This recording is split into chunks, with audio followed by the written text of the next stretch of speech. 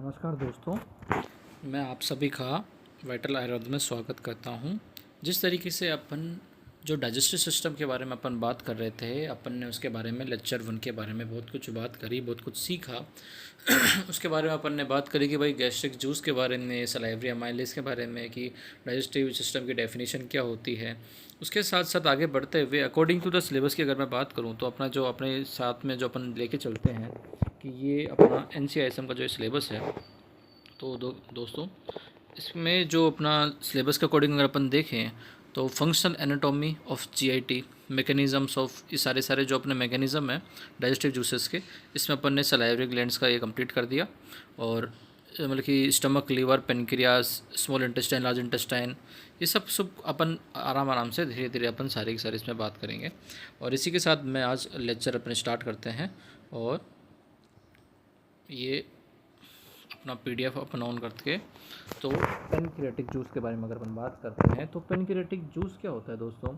अपने जो पेनक्रियाटिक एक जो मिक्सोक्राइन ग्लैंड होती है, आपको पता हो तो, जो कि एंडोक्राइन एंड एक्सोक्राइन दोनों तरीके से फंक्शन करती है और ये अपने डाइजेशन में भी हेल्प करती है। मतलब कि जो एक्सोक्राइन का जो काम है इसका, वो अपने पास से पेनक्रियाटिक जूस का सिक्रेशन करती है ना, जो कि अपने पास में डाइजेशन में बहुत ज़्यादा हेल्पफुल है। पेनक्रियाटिक की अगर मैं बात बताऊं तो इसमें पेनक्रियाटिक जूस में है ना, मतलब कि जो एसिनार्ड सेल्स होती है, आपने अगर नाम सुना हो तो एसिनार्ड सेल्स होती है पेनक्रियाज की, और इसकी जो वॉल्यूम होती है पेनक्रियाटिक जूस की, तो वो कितनी होती है अपने पास में 500 से 800 ml पर डे, और हाईली ये एल्कलाइन होती है। अपन ने गैस्ट्रिक जूस में अपन ने पढ़ा था कि ये भैया होती है अपने क्या होता है, हाईली एसिडिक होती है। लेकिन इसका pH देखो दोस्तों, ये है 8 से लेके 8.3 तक का इसका वो है ना। आगे चलते हैं हमारे पास में कंपोजिशन। तो मैंने आपको जैसा आपने बताया कि जो कंपोजिशन है हर एक जूस का बहुत ज़्यादा इंपॉर्टेंट है, पेपर में डायरेक्ट पूछता है। तो कंपोजिशन पेनक्रियाटिक जूस का दो चीज़ में वैसे सेम टू सेम वैसे डिवाइडेड होगा। पहला आता है अपने पास में वाटर, और दूसरा आता है अपने पास में सॉलिड्स। तो वाटर का 99.5% एंड सेकंड आता है सॉलिड्स का।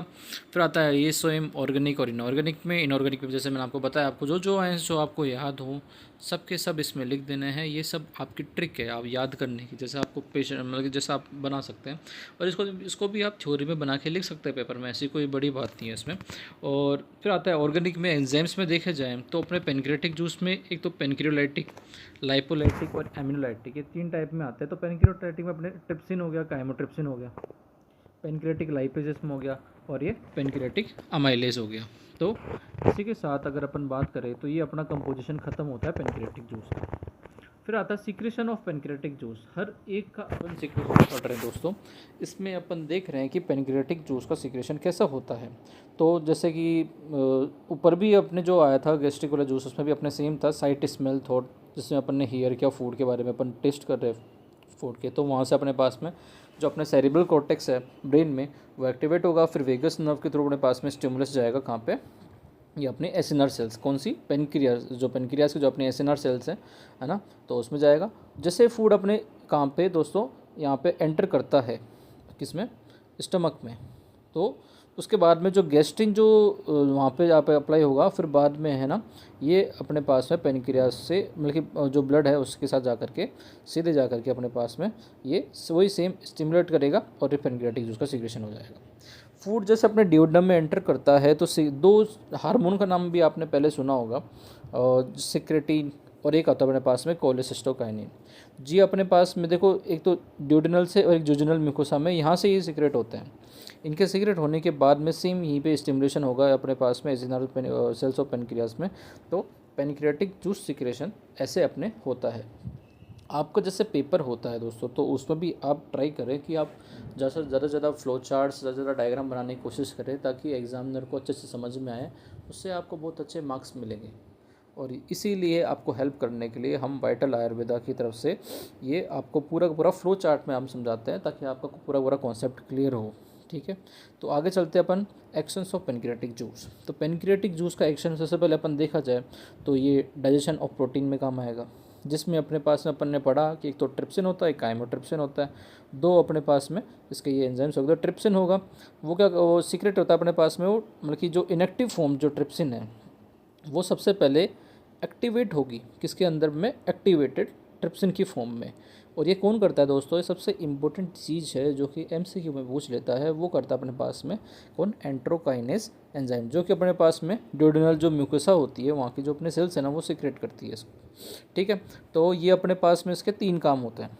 एक तो अपने पास ट्रिप्सिन क्या करेगा, प्रोटीन को और उसके प्रोटीन को कन्वर्ट करेगा प्रोटीज में और पॉलीपेप्टाइड में। सेकंड अपने पास में ये क्या बोलते हैं, जो बल्कि जो मिल्क का जो उसको उसको सीजन बेस पे कंप्लीट करेगा। फिर एक्सेलरेशन करेगा, तो ब्लड की जो क्लोटिंग होती है उसको अपने एक्सेलेट करने का काम करता है। तो इसके ये 3 काम हो गए, तीनों के तीनों काम आप याद रखें। फिर आता है काइमोट्रिप्सिन। काइमोट्रिप्सिन होता है ना, ये अपने पास में मतलब कि जो ट्रिप्सिन से द्वारा ये अपने पास में कन्वर्ट मतलब कि सीक्रेट होता है काइमोट्रिप्सिन, और कन्वर्ट होता है किसमें, अपने पास में ये काइमोट्रिप्सिन के थ्रू, फिर by the action of the trypsin, ठीक है। फिर आता है अपने पास से फंक्शन की अगर अपन देखिए तो कन्वर्ट करता है प्रोटीन को किसके अंदर, प्रोटीज और पॉलीपेप्टाइड में, और अपने पास में मिल्क प्रोटीन पे अपने पास में फास्ट एक्शन करता है ये, तो ये ध्यान रखना कौन सा, ये काइमोट्रिप्सिन का ये वर्क हो गया। फिर आता है अपने पास में pancreatic lipase third.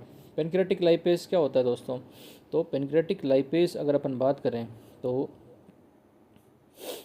Pancreatic lipase जो अपने जो ट्राइग्लिसराइड्स हैं उसको कन्वर्ट कर देता है, जो पेनक्रियाटिक लाइपेज किसमें, अपने मोनोग्लिसराइड्स में और फैटी एसिड्स में, ये याद कर लेना। ये चीज़ अपन को एग्जाम में लिखनी होती है, रिएक्शंस वगैरह, तभी अपन को मार्क्स मिलते हैं। एक्टिविटी ऑफ पेनक्रियाज, जो पेनक्रियाटिक जो लाइपेज होती है ना वो अपने बाइल की प्रेजेंस में ही एक्सलेट हो पाती है, बात ध्यान रखना। और 80% ऑफ द फैट होता है ना वो डाइजेस्ट होता है किसके द्वारा, पेनक्रियाटिक लाइपेज के थ्रू, है ना। फिर आता है अपने पास में पेनक्रियाटिक अमाइलेज। पेनक्रियाटिक अमाइलेज क्या करता है, जो अपने स्टार्च है उसको अपने को डेक्सट्रोज में और जो अपने माल्टोज में अपने कन्वर्ट करने का काम करता है ना। उसके बाद में अपन जो पेनक्रियाटिक जूस को जो न्यूट्रलाइज करता है अपने पास में, क्योंकि अपना जो फूड है वो स्टमक में था तो वो हाईली एसिडिक था। अब हाईली एसिडिक जो अपना जो फूड है उसको न्यूट्रलाइज करता है कौन, पेनक्रियाटिक जूस, क्योंकि आपको पता है कि ये क्या है, एल्कलाइन है। जी हाँ दोस्त, ये अपने एल्कलाइन है। तो एल्कलाइन होने की वजह से इसकी जो प्रॉपर्टी होती है, जो एसिडिक जो होगा, क्योंकि अपना जो फूड आया था वो तो क्या था अपने पास में, एसिड ही था, तो वो तो उसको एसिड से क्या कर देगा, इसको ये बेस में कन्वर्ट कर देगा, मतलब कि बेस की एल्कलाइन कर, हल्का जो बेस होता है उसको अपन एल्कलाइन बोलते हैं, आपको पता है, तो उसको ये उसमें कन्वर्ट कर देगा। तो उसको ये इसका सारा इसका काम हो गया। फिर आता है अपन किसमें, बाइल जूस पे। तो बाइल जूस होता है ये हेपेटोसाइट्स जो सेल्स होती है लीवर की, उसके थ्रू ये सीक्रेट आउट होता है। और गोल ब्लैडर सबसे इम्पोर्टेंट चीज़ है, ये बनता तो अपने लीवर में है लेकिन स्टोर कहाँ होता है, गोल ब्लैडर में। तो 50 से लेकर के 70 ml तक ये अपने पास में स्टोर होता है, किसमें, गोल ब्लैडर में, बहुत ज़्यादा इंपॉर्टेंट है ना। फिर होता है अपने पास में क्या, पेन जो प्रॉपर्टीज़ क्या होती है बाइल की, तो देखो अपन ने एज इट इज़ जैसे अगर आप लिखेंगे पेपर में तो आपको बहुत अच्छा फ़ायदा, बहुत अच्छे मार्क्स गेन कर सकते हैं आप इसको। इसका कलर देखो ग्रीनिश हो गया, वॉल्यूम इसका 800 से 1200 ml पर डे, रेडिश अपने एल्कलाइन होता है, पीएच इसका 8 से 8.6। जी हाँ, तो अपन बाइल के बारे में अपन बात कर रहे थे कि जो अपना जो बाइल है इसका वाटर कंटेंट आप याद रखना, ये इंपॉर्टेंट है, 97.6% पे आ गया है। और इसका सॉलिड अपने पास 2.4, जो कि अपने सेम ऑर्गेनिक और इनऑर्गेनिक दोनों में डिवाइडेड है, जिसमें ऑर्गेनिक में अपने जो आपको जो आयन से याद हो सारे के सारे वो आ जाएंगे, sodium, potassium, calcium, chloride, bicarbonate ions. और फिर ऑर्गेनिक में अगर देखा जाए तो बाइल सॉल्ट्स, बाइल पिगमेंट्स और ये अपने से हो गया फैटी एसिड्स हो गया, अपने पास में कोलेस्ट्रॉल हो गया। फिर अपन आगे आता है अपने पास है बाइल सोल्ट्स। तो बाइल सोल्ट्स में जो अपने कॉलिक एसिड होता है और एक होता है अपने पास में ये एसिड कौन सा है, डिऑक्सीकॉलिक एसिड। तो इसमें जो सोडियम अपने पास में ग्लाइकोलेट और पोटेशियम ग्लाइकोलेट इसमें होते हैं बाइल सॉल्ट्स में, और इसमें पोटेशियम में टेरोकोलेट और अपने पास में ये सारे आपको याद करने हैं वैसे। फिर अपन आगे चलते हैं कौन सा, ये function of bile juice. Bile juice का फंक्शन क्या होता है, सबसे इम्पोर्टेंट चीज़ होती है ये दोस्तों, इसमें होता है emulsification of fat. Emulsification of fat से अपन क्या जानते हैं कि भाई बाइल सॉल्ट होता है ना वो अपने मतलब कि जो फैट के जो मॉलिक्यूल्स होते हैं उन सबको क्या करता है, ये ब्रेक डाउन करने का काम करता है, ठीक है। तो ये फैट के जो मॉलिक्यूल्स होते हैं उनको अपने पास में मिल्की फ्लूइड इमल्शन में ये कन्वर्ट करता है, किसको, फैट को। तो उनको मतलब कि जो एक तरीके से इसका इमल्सीफाई करने का काम करता है, ये सबसे इम्पोर्टेंट फंक्शन है किसका, बाइल जूस का। तो इमल्सिफिकेशन की वजह से अपने पास में जो लाइपोलाइटिक जो एंजाइम होता है वो ही तब ही इसको अपने पास में इसको डाइजेस्ट कर सकता है। तो सबसे इम्पोर्टेंट चीज़ है, क्योंकि लाइपोलाइटिक जो एंजाइम होता है ये अपने सीधे एक्ट नहीं कर सकता, तो इसलिए जो अपना फैट है उसको पहले ब्रेक डाउन करना ज़रूरी है, तो उसको इमल्सिफाई करना ज़रूरी है। तो इमल्सिफिकेशन के थ्रू अपने पास में वो काम होता है, तब जाके अपना फ़ैट का डाइजेशन होता है। उसके बाद में अपन चलते हैं एब्जॉर्प्शन ऑफ फैट, इसकी वजह से ही होगा। मतलब कि जो बाइल सॉल्ट्स होते हैं वो अपने पास में कॉम्प्लेक्स ई, मतलब कि जो अपने फैट्स होते हैं उसको अपन मिसल्स बोलते हैं, और मिसल्स के फॉर्म में अपने पास में बहुत जल्दी अपने एब्जॉर्ब हो जाता है। फिर आता है लेग्जेटिव एक्शंस हो गए और मेंटेनेंस ऑफ द पीएच, और मतलब कि आगे चलते हैं अपन। फिर आता है mechanism of bile secretion. Bile secretion एक कंटिन्यूस प्रोसेस है। मैक्सिमम बाइल सिक्रेशन होता है अपने पास में 3 घंटे में, जो कि अपने पास में 3 घंटे का अपन को टेक लेगा। उसके बाद आता है अपने पास में इंटेस्टिनल जूस के बारे में। जो इंटेस्टिनल जूस होता है वो अपने पास में सक्कस एंट्रिकस, ये आपसे एमसीक्यूज में पूछ सकता है कि भाई ये सक्कस एंट्रिकस है, ये कहाँ से अपने पास जो क्रिप्ट्स ऑफ लिम्बर, ये आपने एनसीईआरटी में अपने वो डायग्राम देखा होगा, ऐसे करके ये डायग्राम होता है जिसमें दोनों के बीच में जो अपने स्पेस होता है उसको अपन बोलते हैं क्रिप्ट्स ऑफ लिम्बर हूँ। और यहाँ पे अपने पास में लैक्टेल्स भी होते हैं, आपने अगर उसको देखा होता है एनसीईआरटी का, मैं तो कहूँगा कि आप उसको डायग्राम को एक बार देखें। तो फिर आता है इसका कंपोजिशन की अगर अपन बात करें तो वॉल्यूम कितना हो गया इसका 1800 ml पर डे। प्रॉपर्टी इसकी सेम एल्कलाइन जो कि 8.3 इसका पीएच हो गया। फिर बाद में इसकी सिक्कस एंट्रिकस में देखो 99.5 अपने पास में ये वाटर हो गया, 0.5 इसका हो गया। ऑर्गेनिक, इनऑर्गेनिक की तो मैं बात ही नहीं करूँगा, आप जानते हैं इसमें आपको क्या करना है। और ऑर्गेनिक में देखो पेनक्लोराइटिक एंजाइम्स, लाइपोलाइटिक, एमाइलोलाइटिक और एंट्रोकाइनेस हो गए, इसमें सारे के सारे ये हो गए। फिर आगे चलते हैं अपन इसमें फंक्शन पे। तो ये इंटेस्टिनल जूस क्या करता है अपने पास में, ये डाइजेस्टेड फूड पे अपने पार्शियली एक्ट करेगा और उनको करेगा अपने पास में डाइजेस्टिव प्रोटेक्ट में। तो ये सबसे इंपॉर्टेंट टेबल है जो कि आपको याद करनी है और पेपर में लिख के आनी है, अगर पेपर में पूछता है तो।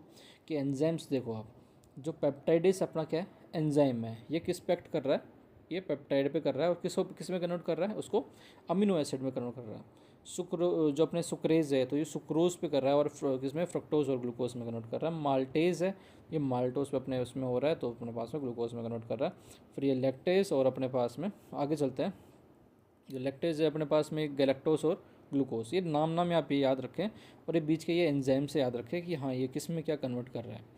ये लाइपेज हो गया। देन आगे चलता है अपने पास में mechanism of secretion. Mechanism of secretion में अपने देखा जाए तो देखो इसका मैकेनिज्म ऑफ सिक्रेशन कैसा होता है, एक तो न्यूरल कंट्रोल हो गया, एक हो गया अपने पास में हार्मोन कंट्रोल।